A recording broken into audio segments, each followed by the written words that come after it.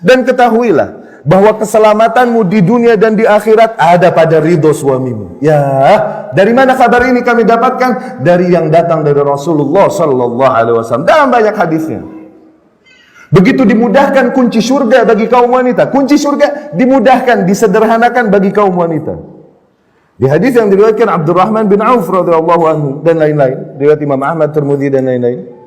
Rasulullah sallallahu alaihi wasallam bersabda, "Idza shallatil mar'atu khamsaha wa shamat syahraha wa hafizat farjaha wa ata'at zawjaha."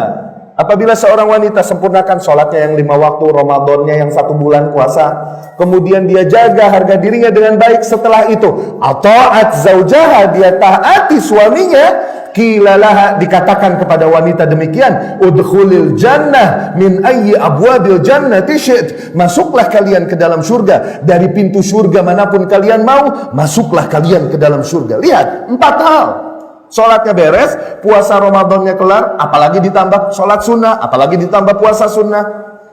Jaga harga dirinya sebagai wanita sebagaimana syariat mengaturnya. Setelah itu semua taati suaminya. Ya. Dan kemudian keridhaan Allah Subhanahu wa taala dan murka Allah Subhanahu wa taala bagi anak manusia ada pada murka dan ridha orang tua, bukan? Ridha Allah atau ridha Rabb fi ridha walid. Ini yang diriwayatkan Abdullah bin Amr bin As dan lain-lain radhiyallahu. Hadis yang masyhur. Keridhaan Allah terdapat pada keridhaan kedua orang tua, kemurkaan Allah pada kemurkaan kedua. Tapi bagi wanita, keridhaan dan kemurkaan Allah setelah mereka menikah pada ridho dan murka suaminya. Ya. Diriwayatkan Imam Ahmad rahimahullah dan lain-lain dari Husain bin Muhsan radhiyallahu anhu, anna ammah lahu atatin Nabiy sallallahu alaihi wasallam, bahwasanya seorang bibinya datang kepada Nabi sallallahu alaihi wasallam, konsultasi dan lain-lain. Setelah selesai, Nabi berkata kepada bibinya ini, bibinya Husain bin Muhsan, alaki ba'al ya hadhi, wahai wanita, apakah kau punya suami? Naam, ya aku punya. Kaifa anti minhu? Bagaimana pelayananmu terhadapnya? Bagaimana nilaimu di hadapannya? Kemudian dia berkata, la aluhu illa ma ajiztu anhu. Aku selalu melayaninya kecuali hal-hal yang memang di luar kuasaku. Rasul berkata sallallahu alaihi wasallam, unzuri kaifa anti fihi. Innahu jannatuk au naruk. Lihatlah bagaimana pelayananmu pada suamimu. Sesungguhnya suamimu adalah surgamu atau nerakamu. Ya. Perhatikan. Di dalam syariat Islam, sujud kepada makhluk itu haram, kufur. Diagungkan Rasul sallallahu alaihi wasallam, diperintahkan mengagungkan, mentaati Rasul sallallahu alaihi wasallam, sehingga Allah katakan ati Allah barengan terus, atiur Rasul, ati Allah, atiur Rasul. Luar biasa enggak kewajiban mentaati Rasul, mengagungkan Rasul? Iya. Tapi boleh enggak umat sujud sama Rasul sallallahu alaihi wasallam? Enggak. Kenapa? Sujud haram kepada selain Allah. Sebesar apapun kehormatan seorang makhluk, haram sujud. Diperintahkan rakyat untuk mentaati penguasanya.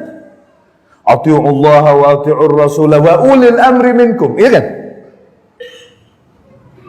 Taati penguasanya, jaga aibnya, doakan kebaikan, sabar kepada kezalimannya dan lain-lain.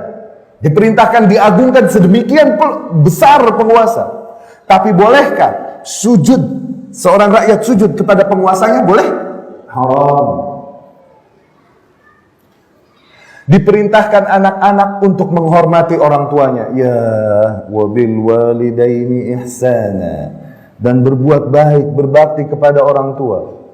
Wa qadha rabbuka alla ta'budu illa iyyahu wa bil walidaini ihsana. Lihat perintah Allah. Setelah Allah tentukan agar kalian tak boleh beribadah kepada yang lain kecuali hanya kepadaku. Setelah tauhid, Allah perintahkan apa? Birrul walidain wa bil walidaini ihsana. Berbakti, agungkan, taati orang tuamu.